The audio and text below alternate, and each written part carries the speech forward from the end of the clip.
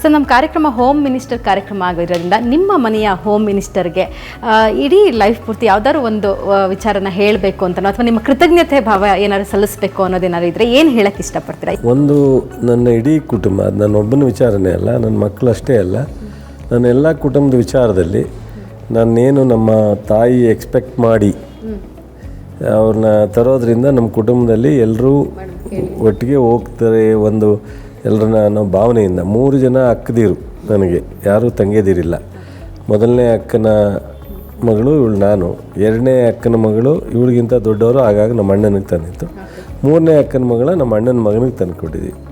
So ಹಾಗಾಗಿ ಅವರ ಆಸೆ ಏನಿತ್ತು, ನಮ್ಮ ಕುಟುಂಬ ಎಲ್ಲ ಸಂಬಂಧಿಕರನ್ನ ಮಾತಾಡಿಸ್ಕೊಂಡು ಎಲ್ಲರೂ ಅವ್ರ ಕಷ್ಟ ಸುಖದಲ್ಲಿ, ಒಳ್ಳೆಯದು ಕೆಟ್ಟದಲ್ಲಿ ವಿಶ್ವಾಸದಲ್ಲಿರಬೇಕು ಅಂತ, ಅದೆಲ್ಲವೂ 100% ನಡೆಸಿಕೊಟ್ಟಿದ್ದಾರೆ ಶ್ರೀಮತಿ ಧನಲಕ್ಷ್ಮಿ.